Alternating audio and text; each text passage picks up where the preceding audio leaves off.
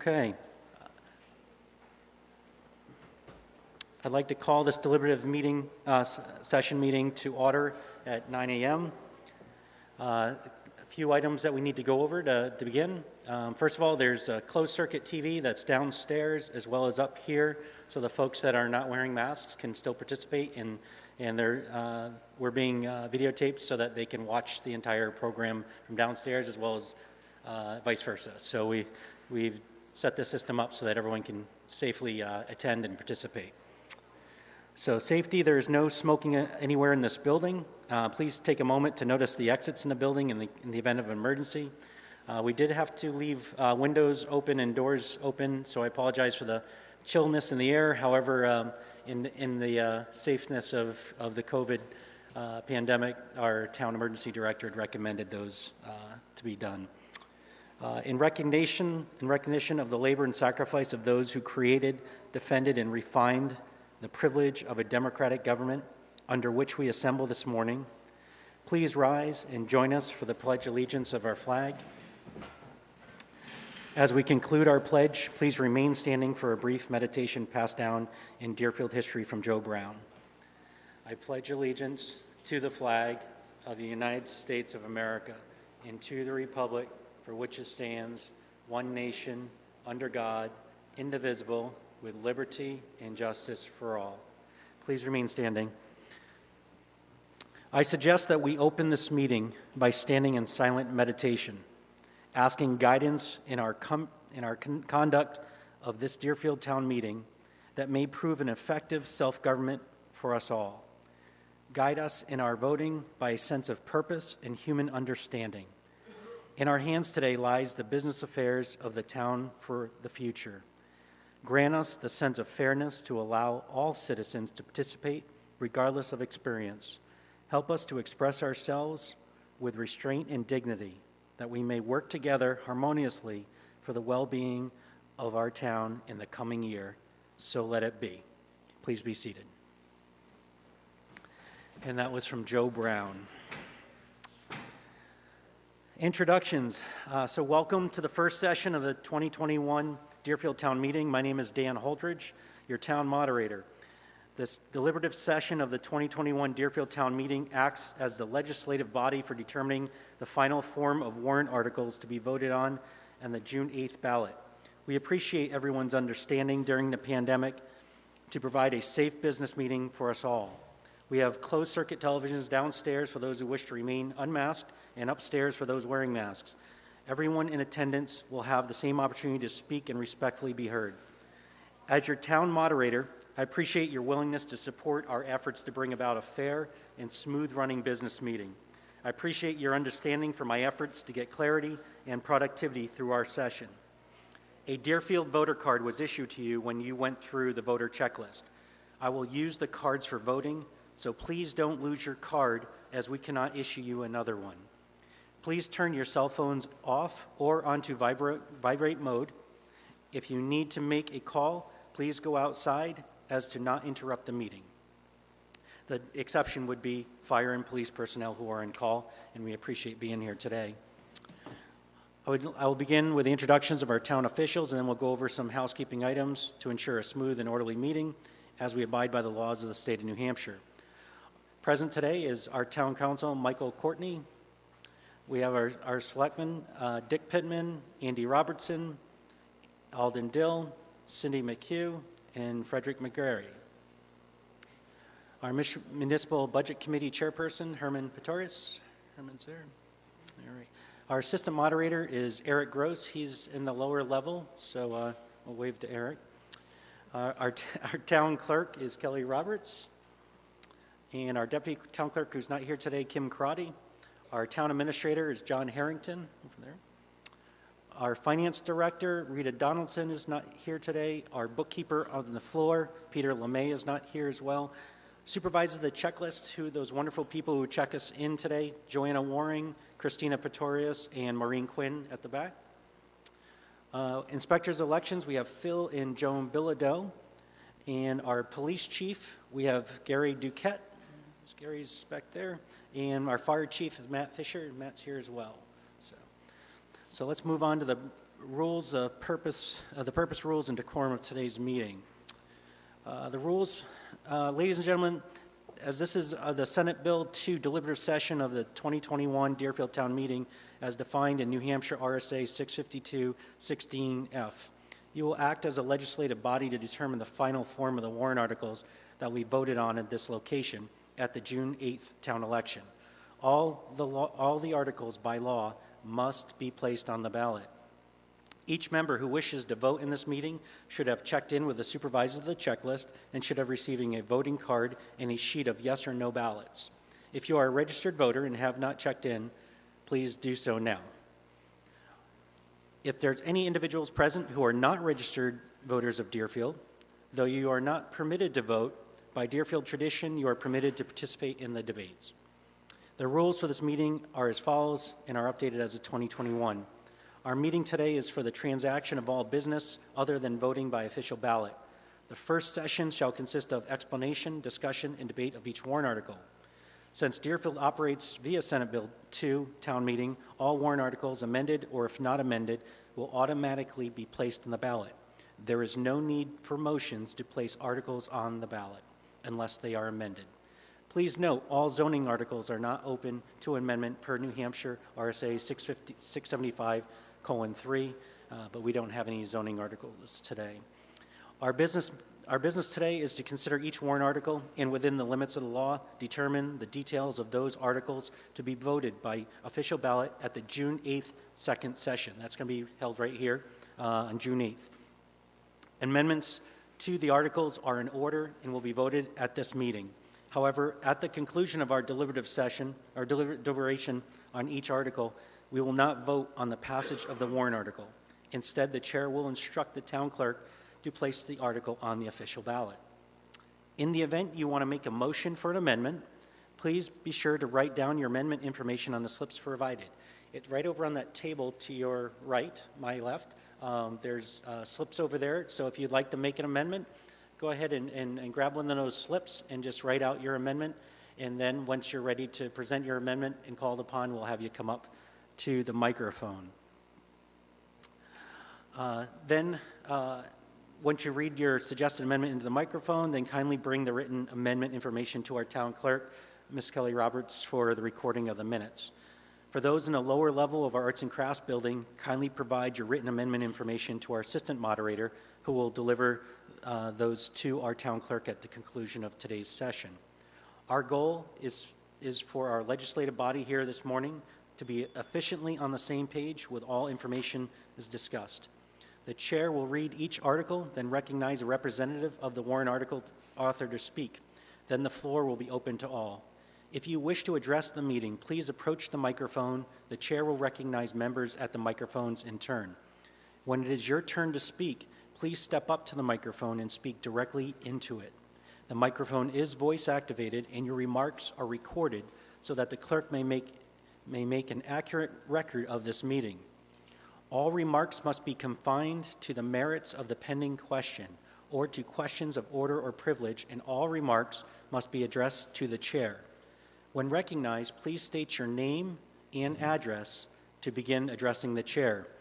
Each speaker, if not the author of a warrant article, who is presenting the article's information, will be allowed 3 minutes to express his or her views. You may speak as many times as you wish, but all members who wish to speak will have a first turn before any has a second turn. The overriding principle in all cases is fairness. A speaker may address the current pending question or may move to close debate, but may not do so in the same turn. This means that if a speaker argues for or against a motion, he or she may not then conclude their remarks with, "and I move the previous question." We adopted this rules many years ago, and with the support of the Assembly, we'll follow it in this meeting.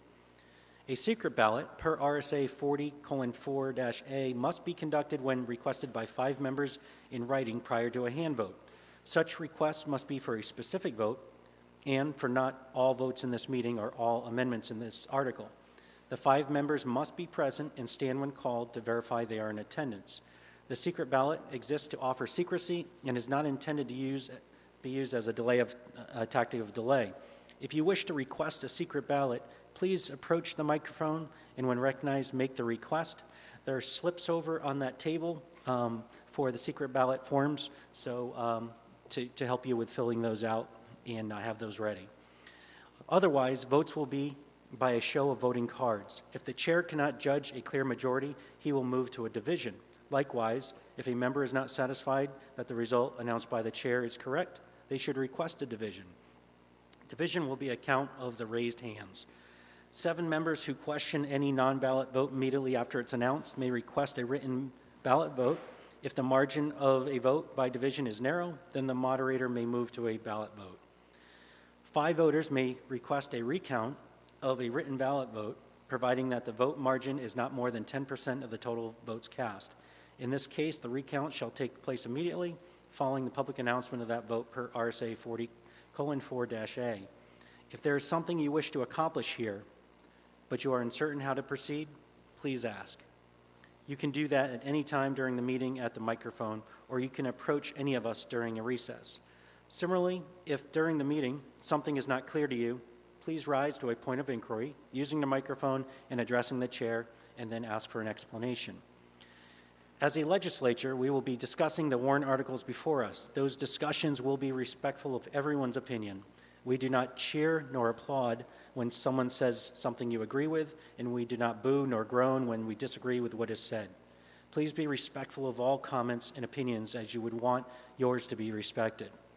To keep personalities out of the debate, please use terms such as the previous speaker, the selectman, or the budget committee member. All questions and comments are to be directed to the moderator. There is no requirement that anyone must yield to answer a question posed to them. Finally, the role of the moderator is to fairly organize and regulate the meeting according to the rules agreeable to the legislative body in attendance. Rulings of the moderator are subject to appeal by any member. An appeal must be made immediately following the ruling. A second is required. The ruling in the appeal will be explained to the legislative body. Then the members will vote either to abstain or to reverse the ruling. We may take a break after lengthy articles. We're going to try and avoid that today. However, our goal is to conduct business efficiently for the respect of your valuable time here today. Refreshments are for sale outside with the Deerfield Women's Club, who are raising funds for their scholarship programs. Also, this meeting is being recorded for viewing at a later date to be posted on the website. And also, Lynn Garland, who is out there with the Deerfield Women's Club, asked me to share with you all that the Deerfield, she's creating a Deerfield packet for new residents for all businesses to be listed in. And she has these slips that are available, and she said swing by outside where their coffee is, and she can visit with you about that. It's free, and if anyone's interested, please visit with her today. Thank you all for being a part of today's deliberative session and participating to help Deerfield become a bright future for generations to come. We hope to see you all again on May 8th, next Saturday, for the school deliberative session here in the Arts and Crafts Building starting at 9 a.m. Also, please join us from 7 a.m. to 7 p.m. on June 8th for the town election, also be held right here in our Arts and Crafts Building. We wish to thank the Deerfield Fair Board for again, hosting us here today. We'll now move on to warrant article number 1, the operating budget for the town of Deerfield.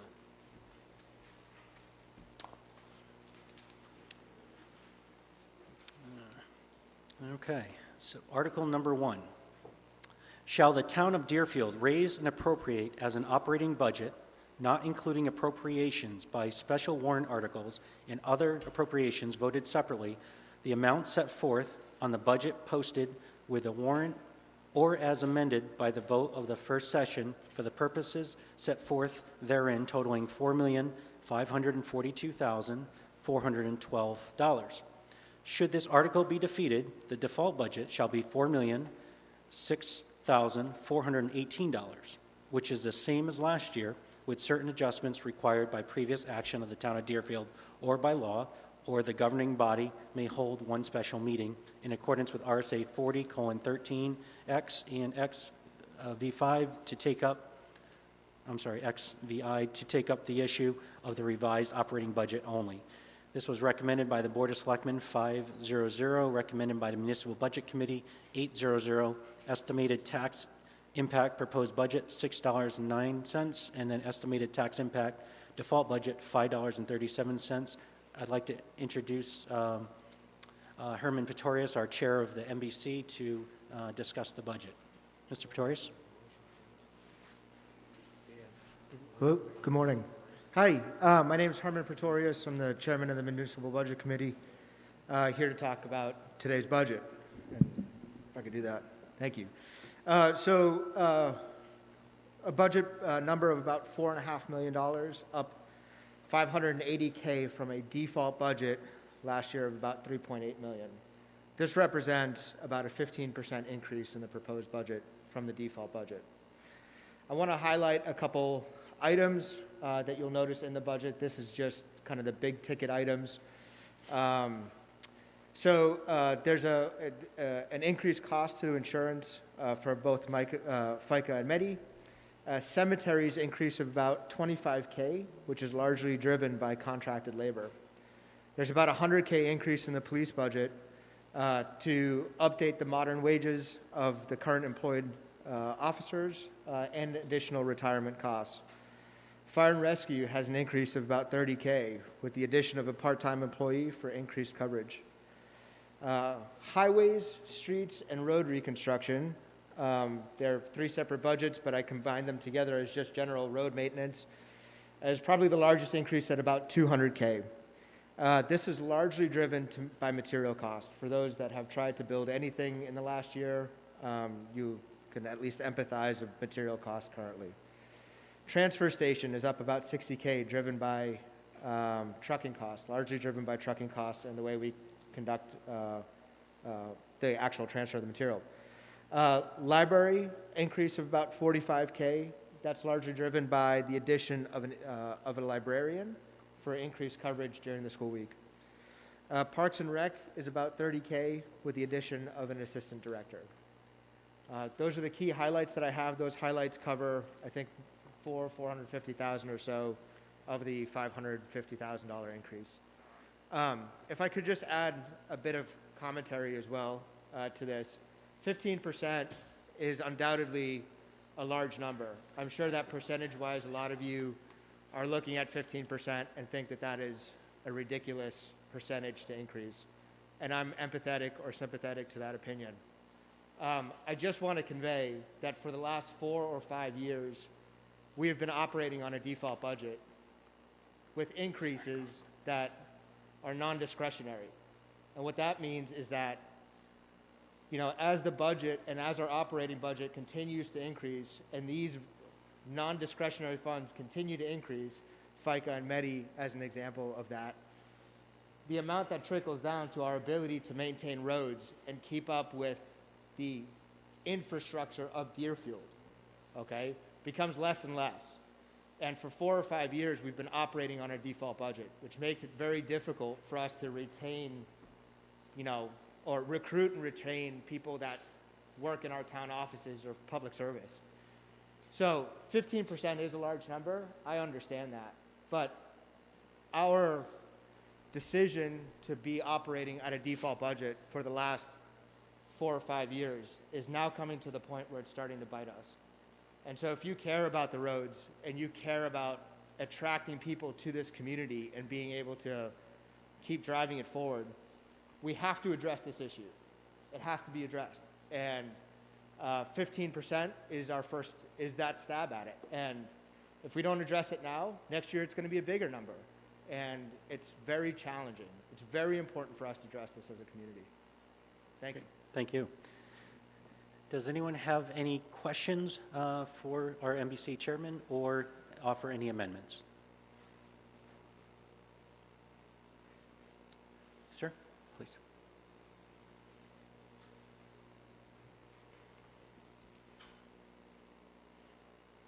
Good morning. Morning. So my name's Tyler Boutwell. I live out on 18 Kate Road here in town, and I've lived here for almost my whole life. So I agree with, I'm sorry, I'm horrible with names. Herman Pretorius. Herman. So I agree with him that a 15% is viable because of the cost of how everything has gone up over the last year alone. I see it in my own industry. Now, one thing I do kind of want to address, I don't know if I can do it now or wait till the next article. It does have to do with roadway cost and construction and stuff like that for reconstruction of the roads. I understand that the material's gone up and it costs more and more every year to keep maintaining the dirt roads that Deerfield loves and everything like that. You know, it's a hot Facebook item. Everybody knows about it on the town community page about paving the dirt roads. I'm not opposed to it, and I'm not going to stress on it during this meeting, but one thing I think may attract more people to a higher budget increase is maybe addressing the fact that there are a lot of roads that we spend a lot of money maintaining every spring, every fall, you know, during those real wet seasons, that maybe we can address doing a better infrastructure on the road itself and then paving it to keep the cost down and readdress some of that budget cost somewhere else in the town that may be needed. Okay, thank you. Is there any other suggestions for amendments or discussions on the ballot? Yes, please.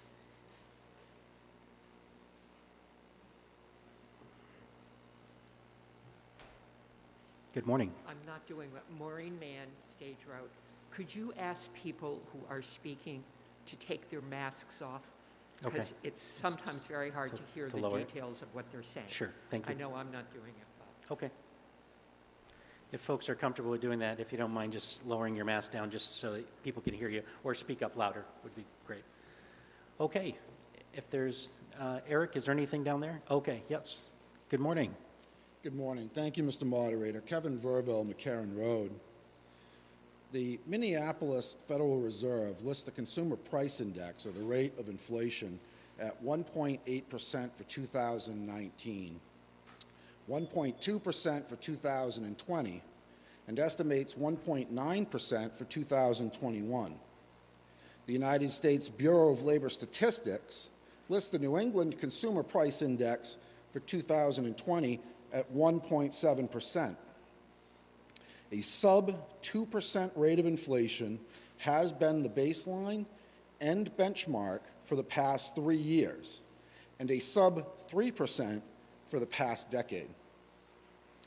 Deerfield proposed municipal budget passed in 2009, 2011, 2013, and 2017, or 1/3 of the time in the past 12 years. Deerfield proposed school district budgets passed in 7 of those same 12 years, or almost 60% of the time. The proposed Deerfield municipal budget represents a 13.4% increase over the current operating budget. It represents a 13.4% increase over the 2021 default budget, and it represents a 5.6% increase over the 2020 proposed budget, which was rejected by voters. By contrast, the default Deerfield municipal budget represents a 1.2% increase over the current operating budget. The default budget is in line with the rate of inflation. We cannot consider this budget in a vacuum, as it represents only about 1/5 of local spending. The Deerfield School Board has proposed a budget that represents a 6.9% increase over their current operating budget. When combined with the proposed municipal budget, that represents an 8.6% increase in local spending. The Deerfield School District default budget represents a 6% increase over the current operating budget. If both default budgets pass, Deerfield local spending will increase 5%, or more than 2.5 times the rate of inflation. These budget increases are not sustainable and can be devastating to our most economically vulnerable citizens. Every dollar taken in taxes is potentially a dollar a struggling family no longer has to put food on the table, afford medications, or provide for themselves or dependents.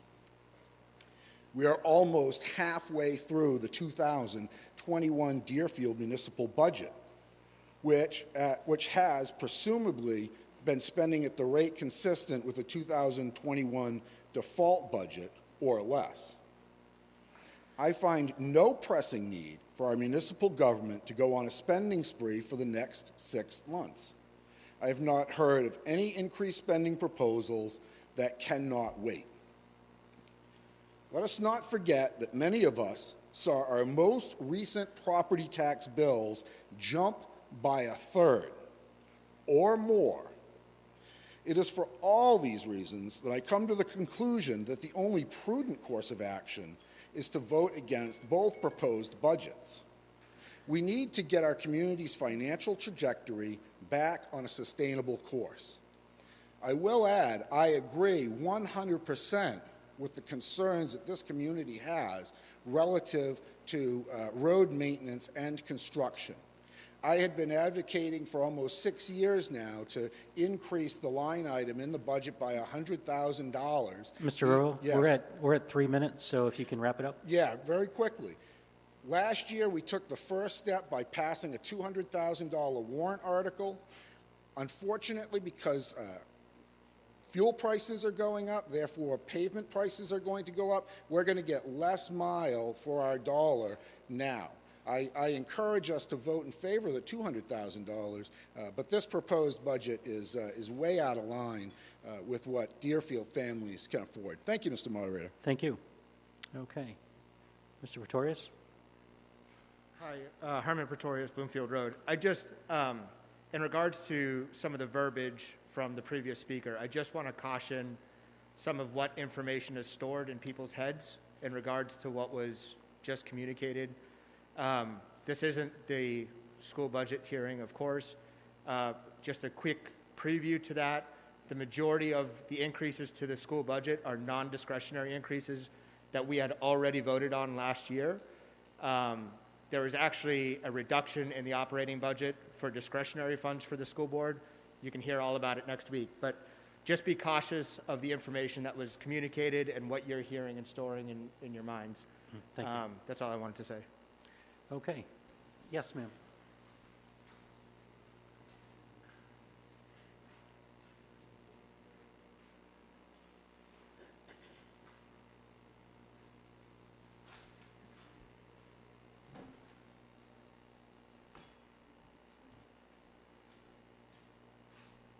Good morning. Good morning. Harriet Cady, 32 Old Center Road. I am very concerned with the expenditures in this town.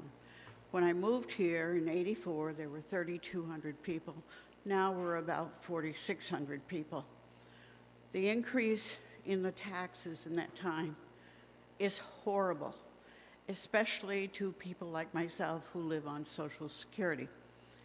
But one of the two things I really get upset about is, and it's a small amount to some people, but there's almost $36,000 in charities. Our Constitution says, I shall not be made to spend money for that which I would not give willingly. I can't say no to these charities when the town puts them in my tax bill. And I really resent the way the Constitution has been ignored. The second thing is, we really are hiring people. The example I would give is the hiring at the library of a children's librarian, which does not benefit the majority of people in this town. I can't see that expenditure. I resent that expenditure. I would like to see us go back to the days when new employees could only be hired when the people of the town approved an employee, not by either selectmen, library trustees, road agents hiring somebody. When I came here, we had a part-time police force, part-time chief, $45,000 police budget. I realize we've grown and crime has grown. But we've reached a point where I think the people of the town should have the right to say whether we're hiring more employees, which, as Mr. Petrosa said, has been the biggest increase in our budget: retirement, insurance, taxes, Medicare. I just want to see reasonableness. Thank you. Thank you. Yes. Yes, if I could address a couple of those concerns. First and foremost, I would like to point out that the children's librarian was actually hired as a result of a warrant article, which was indeed the town approving that position, not the Board of Selectmen hiring someone without town approval. A couple of other items in there. Certainly employees are a large part of the cost and drive some of the increases in this budget. One of the things that really drove the increase in those benefit lines this year was a change in the state retirement contribution that the town has to make, particularly with regard to law enforcement officers. This was a change that was foisted upon the town by the legislature. It cost us more than $40,000 this year. It's not particularly anticipated. There's nothing we can do about it except pay it. So there are items like that in the budget that are driving this. It's not just wanton hiring by the Board of Selectmen that's increased this budget. Okay, thank you. Ma'am? Hi, Candace Yost, not a town resident, but I'm the town librarian. I was basically just going to say what Andy said about our warrant article, which is that y'all did vote in our new children's librarian, and thank you again. I think that it's a vital thing for the town, and we look forward to bringing this to you. Thanks. Thank you. Any further comments on the budget? Downstairs, Eric?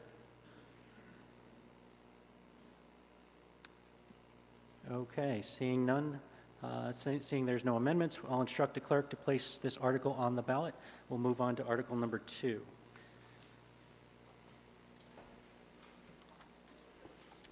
Okay, so if you folks are ready, Article 2 is, shall the town vote to raise and appropriate the sum of $200,000 for the purpose of repair and/or reconstruction of existing roads, associated drainage improvements, and tree removal? Shall the town further authorize the Board of Selectmen to accept any and all state aid or other revenue source that may become available for this work? The funds will be used for the improvement, reconstruction, maintenance, crack sealing, and engineering of roads. This will be a non-lapsing appropriation per RSA 32:7 VI and will not lapse until December 31st, 2025. The roadway construction background is road rehabilitation and reconstruction continues to be a challenge.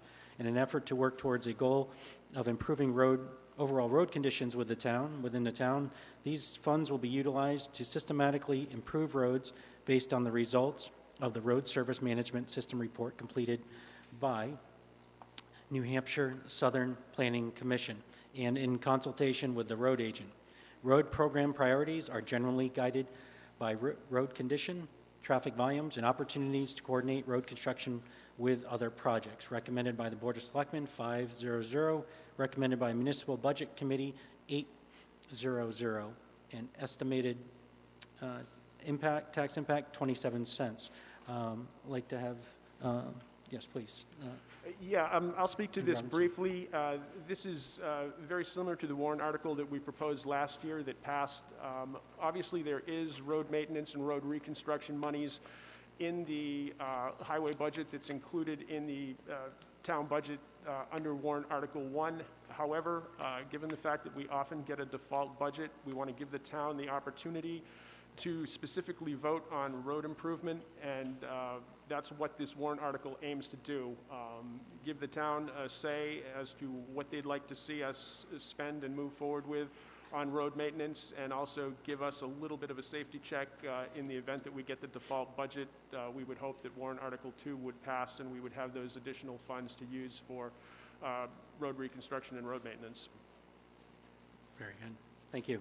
Is there anyone who would like to offer an amendment or discussion for warrant article number 2? Yes, sir.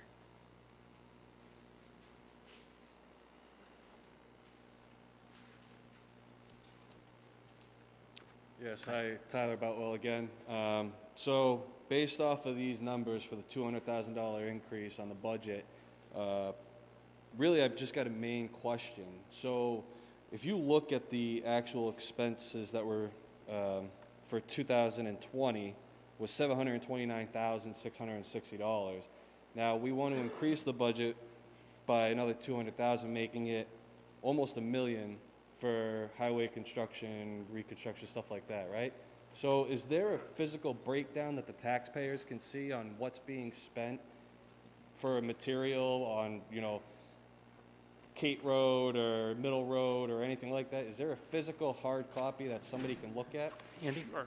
I'll address that. We don't have a breakdown by specific project on specific road, but the detailed working budget that the highway agent works from and that the budget committee puts together after looking at the select board's recommendations does have, it's probably more than 100 line items of very specific costs. And the highway budget is obviously much more than just road maintenance and reconstruction. It's paying the plowing contractors, doing some tree work, that sort of thing. But yes, you can certainly get a copy of what we call the working budget, which has a very specific line item for each thing.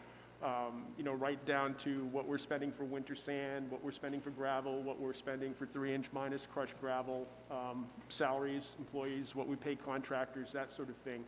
I don't believe we have that available here today. I don't know if you've got an extra copy, John, or not. This is essentially what it looks like, but you can certainly get a copy of that from the town office at any time. The other thing I would mention, the moderator made mention of the town road survey. Last year, or I guess probably the year before, was when we first started the process. The state highway department used to do road surveys for towns free of charge. They stopped doing that. However, the state did make some money available in the form of a grant for us to use Southern New Hampshire Planning Services to do a road survey. So we did a survey of all the roads in Deerfield, gravel, paved, otherwise, even Class 6 roads to some extent, and have those in a matrix organized, and it's not specific to road, it's by section of road, as to what their recommendations for maintenance would be and what order their recommendation would be. And that's essentially what the highway agent and the Board of Selectmen is working off of as we approach roadway projects at this point. Clearly, you could spend the entire highway budget and warrant Article 2 tenfold and probably not catch up and get all of Deerfield's roads in the order they should be in. But this is an attempt by us to give the highway agent some extra funding to get done what he can. So just off of that real quick, does the budget also include fixing the bridge over by Mr. Mike's down there by Freeze's Pond and whatnot? No, that's a state, Is that a state? highway, Okay. so we have nothing to do with Route 107. Yeah, okay. That's entirely state funding. We have a couple of improvement ideas that we'd like to see done to Route 107, primarily the sharp corner leading to Church Street, and also the 107-43 junction by the Lamprey River below the fairgrounds. However, each time we've approached the state, they're happy to listen to our concerns and make fixes. They just want several $100,000 on our part to help them do it. So we've left those alone. Okay, thank you. Thank you. Okay, are there any amendments or further discussion on warrant article number 2? Downstairs, Eric. Aye. Mr. Verville. Thank you, Mr. Moderator. Kevin Verville, McCarran Road. So, in my opinion, Deerfield has neglected our roads for a decade or more. And if you have any doubt about that, then I would encourage you to look at the report that was commissioned by the Select Board. This fund is a dedicated fund for one purpose.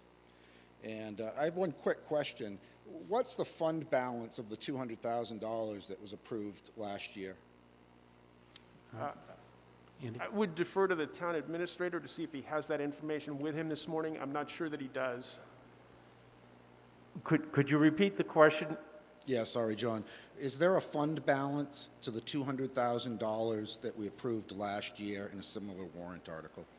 That $200,000 amount was spent. Great, entire- thank you. So the reason I asked the question, right, the 200,000 is, and if you listen to the selectmen that spoke before me, you know, these are small additions to address looming problems. And the longer we let these roads go, the more money it costs to repair them. We should have been doing this the last many years when energy prices were at record lows, because we would have gotten a lot more mile to the dollar. The economies are now coming back.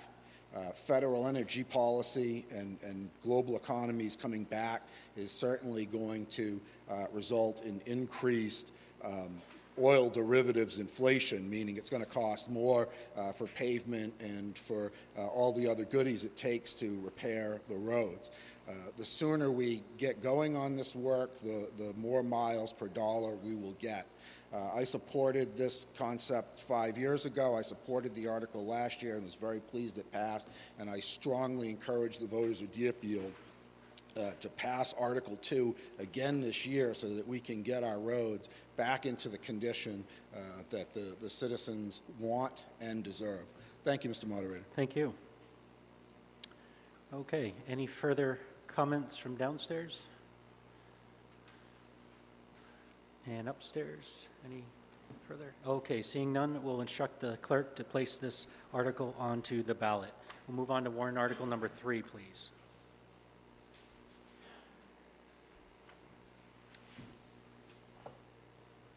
Article 3 reads, to see if the town will raise and appropriate the sum of $31,200 for a part-time firefighter/EMT position for the Deerfield Fire and Rescue Department.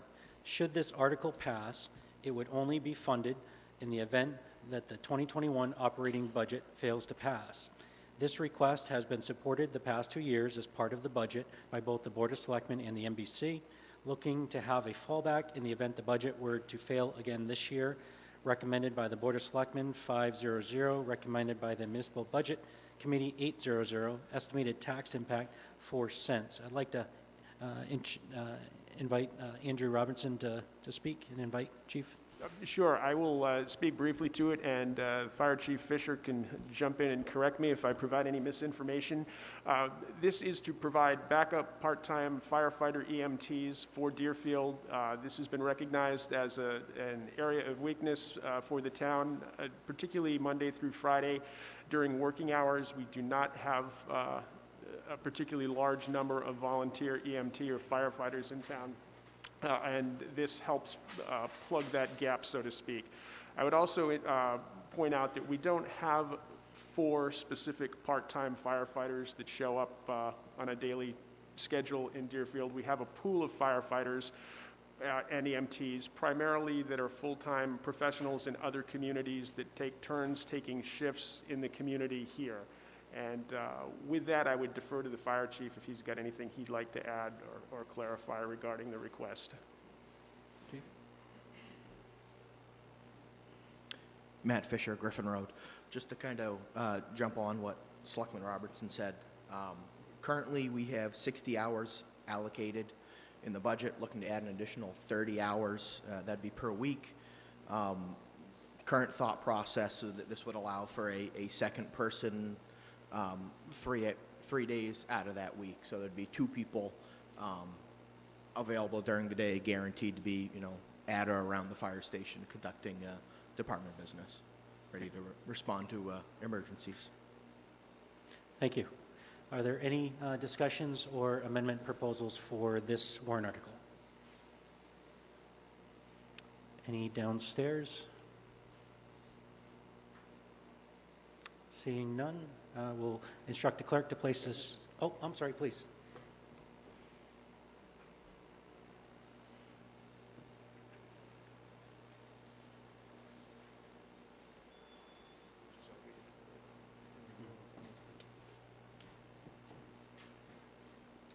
Do we have the statistics for how many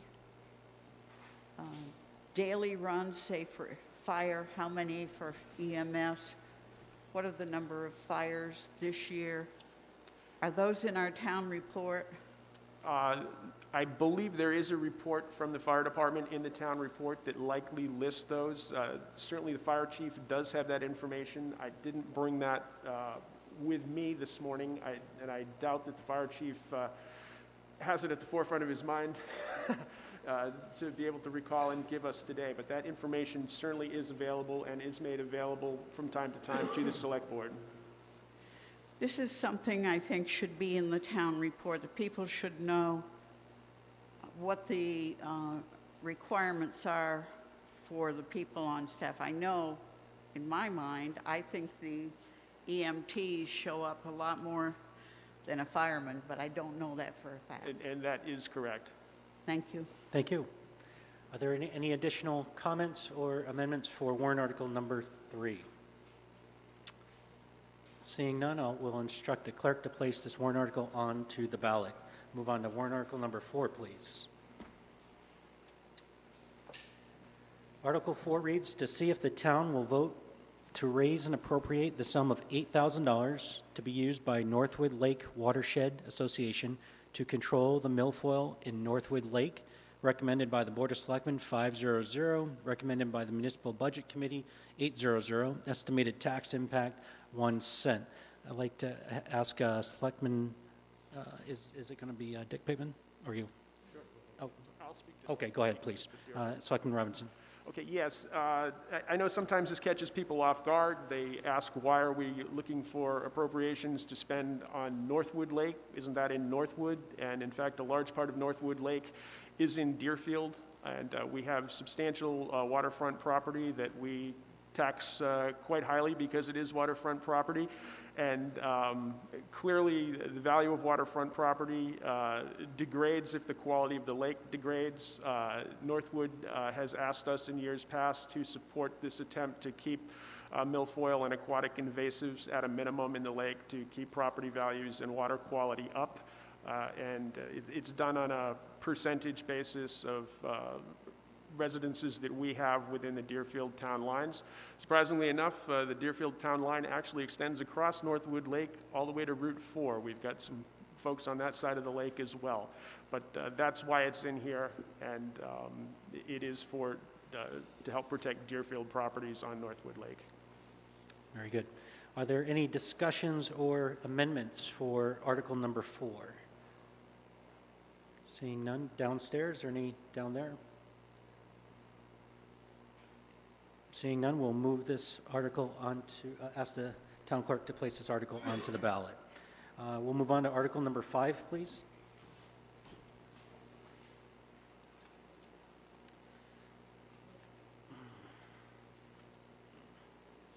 Okay. And article 5 reads as, to see if the town will vote to raise and appropriate the sum of $2,500 to be used by the Pleasant Lake Preservation Association to increase the number of hours for trained attendants to provide courtesy boat inspection at the public access ramp on Gulf Road to prevent the introduction and spread of exotic aquatic plants like variable milfoil and aquatic nuisance animals like zebra mussels from entering Pleasant Lake. Recommended by Board of Selectmen 500, recommended by Municipal Budget Committee 800, estimated tax impact 1 cent. Board of Selectmen Richard Pittman to speak. Good morning, everybody. This is probably the best penny that gets spent in this whole town with the value of the properties that are on that lake and the tax money that comes to the town from those properties. Right now, we're maintaining a very clean lake. We have over 40 volunteers that are mostly property owners and retirees, but this $2,500 is for when we don't have anybody that volunteers certain times during the day, because it is covered 7 days a week.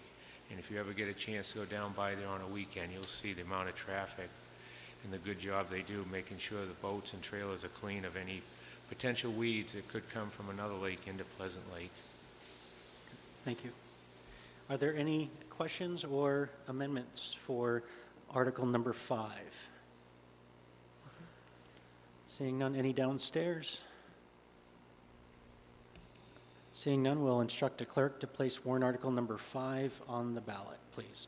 Moving on to warrant article number 6, please. to see if the town will authorize the Select Board to appoint one or more highway agents pursuant to RSA 231-62 that shall have additional duties as the Select Board shall prescribe in accordance with RSA 231:63. The appointment authority shall continue in effect until changed by majority vote at an annual or special meeting. Recommended by Board of Selectmen 500, recommended by the Municipal Budget Committee 000, estimated tax impact 0. So I'd like to ask Selectman Robertson to speak on this. Sure, I'll address this. The Board of Selectmen brought this forward. It is obviously in clear and plain English, a request by the Board of Selectmen for the ability to hire a highway agent as opposed to having a highway agent elected. This is not in regard to any specific action. It's just that the board would like to be able to interview, request certain skill sets, that type of thing for the position of highway agent. This position carries a salary of well in excess of $50,000 as well as full benefits. You're in charge of a staff and thousands of dollars of equipment as well as our roadways, and the Board of Selectmen would like to have the ability to appoint the highway agent as opposed to relying on local election. A couple of reasons. One, obviously it gives us more direct control over who we have as a road agent. It also gives us the ability to hire a road agent in the event that no one is particularly interested in running for highway agent, which has happened in some other communities around us, and that's also a concern of the Board of Selectmen's. Very good. Okay, are there any discussions or amendments for warrant article number 6? Yes, please. Hold on, Mr. Verville, we have one up here. No rush.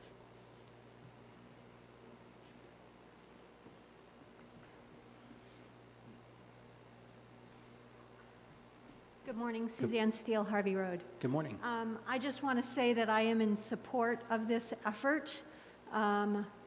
It makes sense to have a skill set and a smooth daily, weekly, monthly communication that works with the board so that we achieve what we need in our town for safe,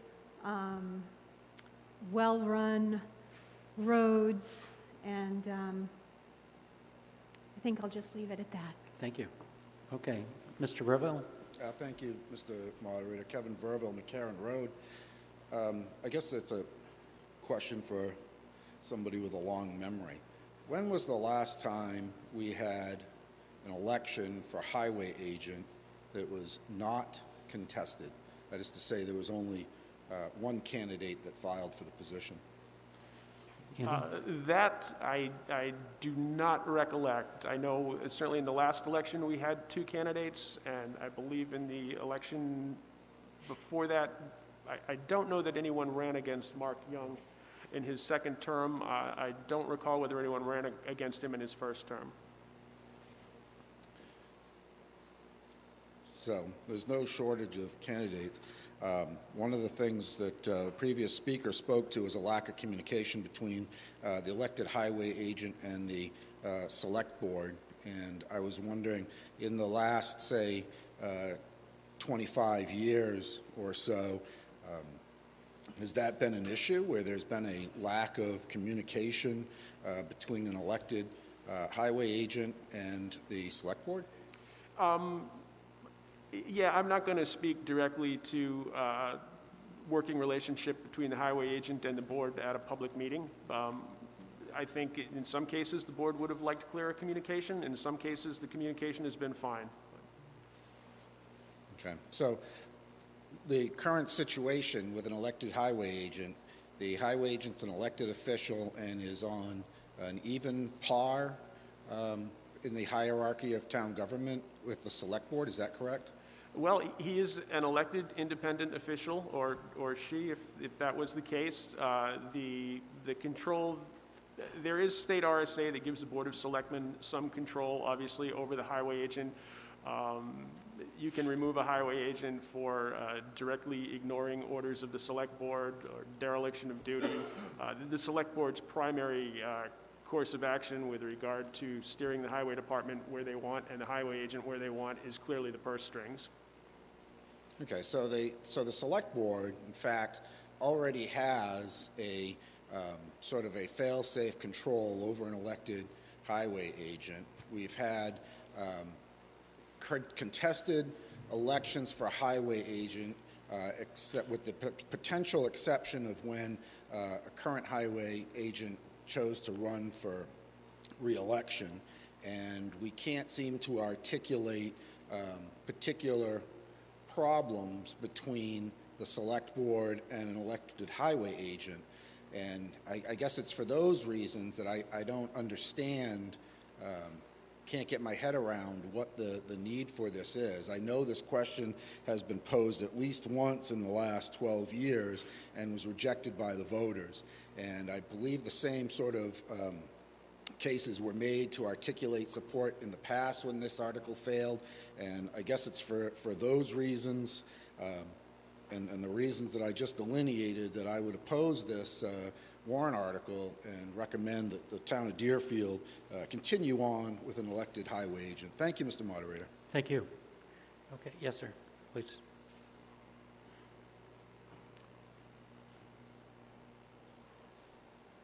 Errol Rhodes, Church Street. Speak right into the microphone just so everyone can hear you there. Yeah, you can lift it up if you need to. Yep, thank you. How's that? Is that Perfect, a little better? thanks so much. Errol Rhodes, Church Street. One simple question. When's the last time this town had a road agent who wasn't doing two jobs at once? Andy? I don't have an answer to that question.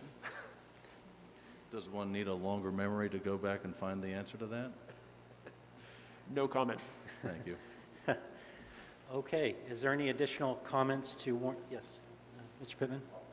I was in favor for one reason, and that was, it was brought to our attention, I won't mention any names, from a previous road agent that couldn't get a mortgage on his home because he was an elected official, and that the bank wasn't going to go along with it, not knowing it was a guaranteed income.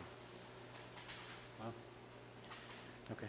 Just remember when we're talking in the mics, try and pull them right up close, especially if we got a mask so that folks can hear us. Okay, thanks so much. Ms. Katie? Yep. Just a moment, Mr. Rivo. No rush.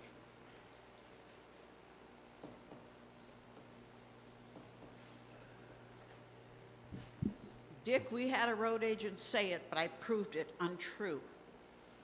I'm a real estate broker. I have gotten loans for elected officials that could show they had permanent election for 1 year. All they checked was 1 year's income. If that was true, that an elected official couldn't buy a mortgage, then I don't know how our senators, our congressmen, you go to it, folks, they can. And as a broker, I know they can. So that is an argument that he said, but I proved to him he was wrong.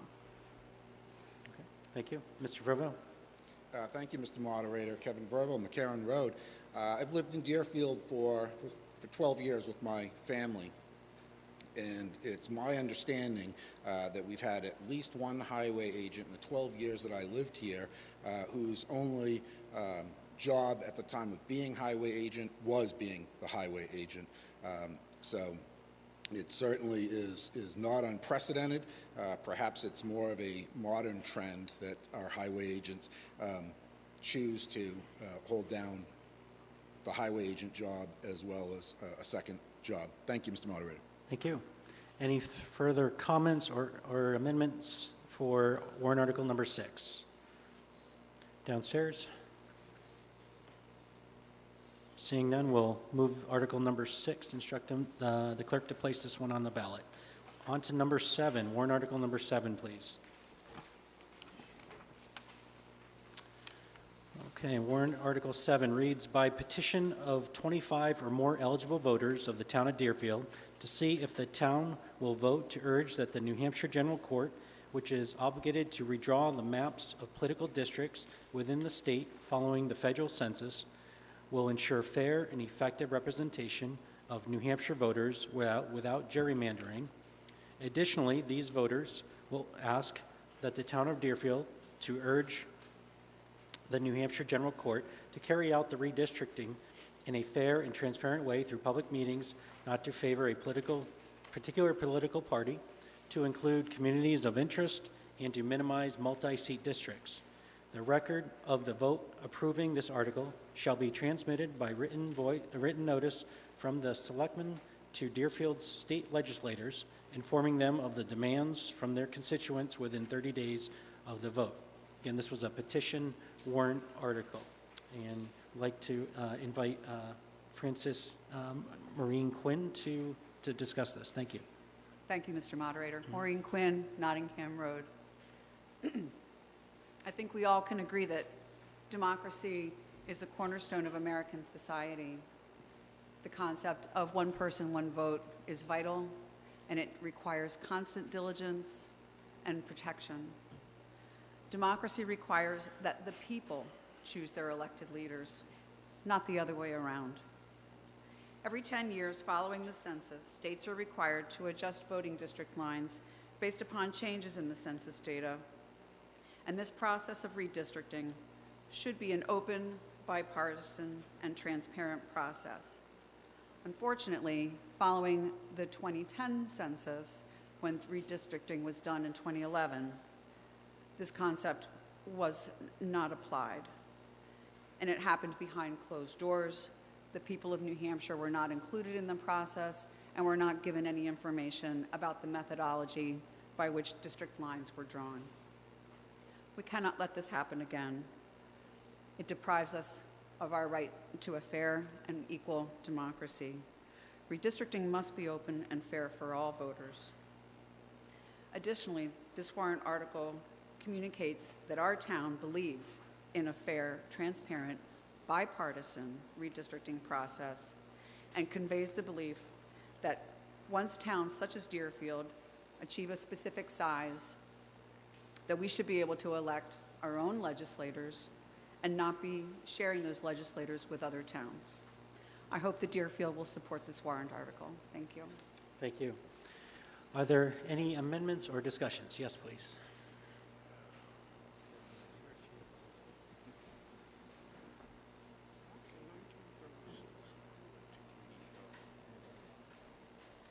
Good morning. Good morning. There is nothing that gets my dander up more than somebody calling our country a democracy. We are a republic. Now, I was on the redistricting committee in 2003 when I was in the legislature. If you remember, the 2010 was challenged and the courts redistrict us and set us up with Northwood, Nottingham, Candia. The Constitution says you will divide the total population and you will end up with the number of voters for a district, such as back when I did it, it was 3,200 voters. Well, Deerfield had more than 3,200 people, so we put part of Deerfield with Candia and Nottingham. That is how your redistricting was. In fact, it is open. We did that in the legislature in committee, open to the public. They had a right to comment. They had a right to tell us no, do it over, and they did. They went to court. And I think the court's redistricting really screwed us. So all I can say is if you want to know what redistricting is, go up to Concord, sit with the committee, and watch how they do it. It's done with, in my case, election law had 25 members,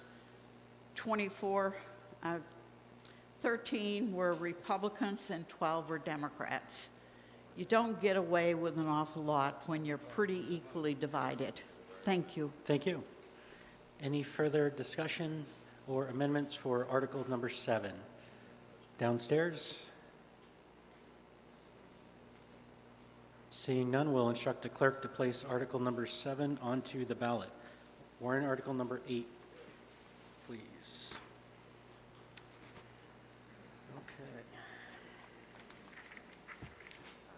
And Article number 8 reads, to see if the town will vote to adopt the provisions of RSA 72:61 through RSA 72:72 inclusively, which provide for an optional property tax exemption from the property's assessed value for the property tax purposes for personas owning real property which is equipped with solar energy systems, wind-powered energy systems, or wood heating energy systems intended for use at the immediate site.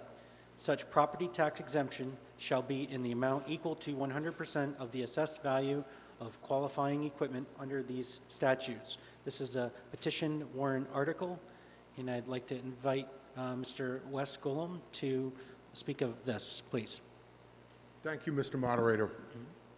So this is directly from the state website, the wording of this, and what it does is it eliminates the disincentives to homeowners for installing clean energy systems. 135 towns in New Hampshire have already adopted this, and 25 states around the country where it's done on a statewide basis have adopted it. This lowers our electric costs, stabilizes the grid, creates living wage jobs in our community. And specifically, Synapse Energy did a study that showed that solar energy on the grid saved the power companies money, which as a result lowers our rates. Net metered solar electric systems put energy on the grid on the hottest days of the year, adding solar to the grid at a time when it stabilizes it, reducing the demand for firing up expensive generation like the Bow Power Plant.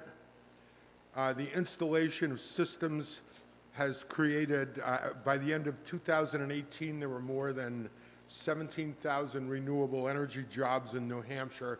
These are local jobs which help our economy, which feed money back into the town. According to New England ISO, the grid operator, between 2014 and 2019, solar created $83 million in energy savings in New Hampshire and produced 532 million kilowatt hours, the equivalent of 7,000 homes. Locally, solar has created 3 million in CO2 benefits, the equivalent of removing 6,000 cars from the road, and has generated about $1 million in public health benefits. Voting for this will remove a disincentive for people putting renewable energy systems on their houses, and I hope the town will support it. Thank you. Thank you. Good morning. Good morning, moderator. Good morning, everyone. My name is Kelly Roberts, and I live on Penn Ave. I'm speaking to this petition warrant article today, not as your town clerk tax collector, but rather a lifelong resident of this town. Deerfield is an amazing community, rich with rural character, deep agricultural roots, and ideally located in this beautiful state. Unless we proactively plan for our future, we stand to lose it. The American dream, so to speak, is still alive and well, but has evolved over the decades. Now, a common value is a person's desire to reduce their carbon footprint. This value is being instilled in our children and taught in our schools. Families nowadays are doing their part, whether it's small or large, to not only reduce, reuse, and recycle, but are actively trying to live lifestyles that will sustain our planet. Having a renewable energy tax exemption is a major plus for our community and will appeal to future buyers and residents. This exemption will bring solar energy systems into the affordable reach of your average everyday family. New Hampshire law, RSA 7261 through 72, permits cities and towns to offer exemptions for local property taxes for certain renewable energy installations. These include solar systems, thermal or photovoltaic, wind turbines, and wood-fired heating systems. Wood stoves and fireplaces are not included. Quoting from the State of New Hampshire's website, the goal of the exemption is to create a tax-neutral policy within a municipality that will neither increase an individual's property tax nor decreases the municipality's property tax revenues. By implementing it as a tax-neutral policy, homeowners do not have the disincentive of higher property taxes for installing a renewable energy system. And since there is no net reduction in municipal tax revenues, other taxpayers in the municipality are not affected. That's from a website. 25 states currently offer such an exemption. According to New Hampshire Department of Revenue Administration's website, as of June 2018, 135 New Hampshire municipalities out of a total of 221 towns provide the exemption. In New Hampshire, the exemption is passed locally by individual town. In our town, it has to be a warrant article voted on by the legislative body. 10 towns in our area have adopted the exemption to help encourage individual renewable energy projects. Benefits.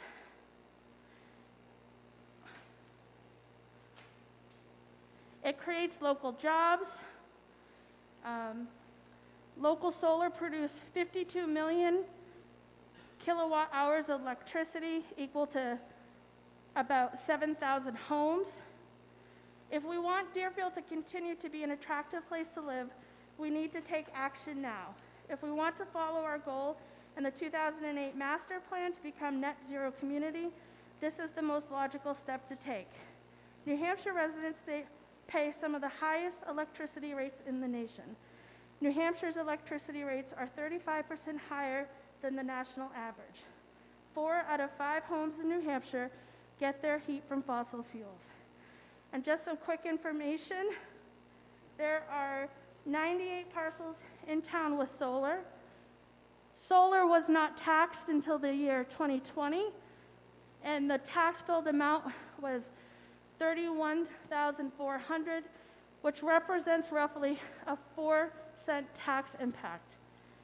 If this were to pass, the onus would be on the taxpayer to apply for this exemption. The deadline to file for exemptions is April 1st, so this would take effect next year, should it be passed. Over 47 legal voters in the community signed the petition warrant article because they see the importance of it. We are asking for your support. Thank you. Thank you. Okay. Is there any amendments or further information regarding warrant article number 8? Yes, sir, please.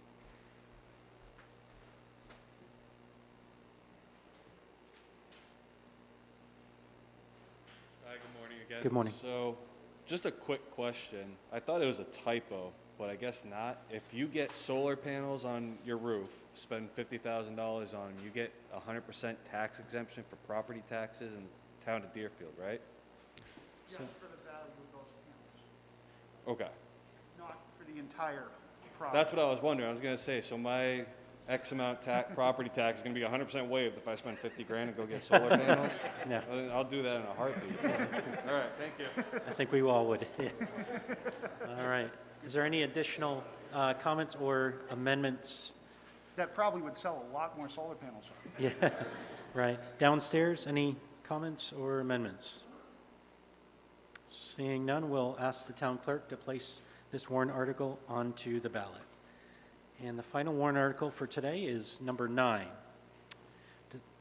Article 9 reads, to see if the town shall vote to establish the 128-acre town-owned Marston Family Forest as a town forest as defined in RSA 31:111, to be managed by the Conservation Commission and to convey a conservation easement pursuant to New Hampshire RSA 477:45-47 to one or more qualified conservation organizations, which will permanently restrict its use to open space purposes, including wildlife habitat conservation, forestry, and recreation, as an addition to an existing conservation easement on the property.